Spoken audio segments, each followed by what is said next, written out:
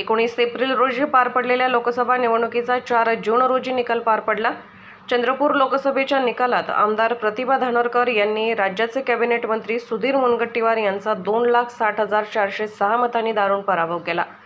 भाजपचा झालेला हा सर्वात मोठा पराभव मानला जात आहे। काँग्रेसच्या प्रतिभा धानोरकर यांना एकूण 7,18,410 मते मिळाली, तर भाजप उमेदवार सुधीर मुनगंटीवार यांना 4,58,004 मते मिळाली।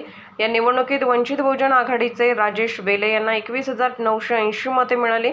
वंचितचा फॅक्टर यंदा पूर्णपणे अयशस्वी ठरला आहे। चंद्रपूर लोकसभा क्षेत्रातून काँग्रेसच्या प्रतिभाताई धानोरकर यांनी तब्बल 2.5 लाखाहून अधिक मते घेत दणदणीत विजय प्राप्त केल्याने चंद्रपूर शहरातून रॅली काढण्यात आली। या रॅलीत काँग्रेस पक्षाचे पदाधिकारी कार्यकर्ते मोठ्या संख्येने उपस्थित होते।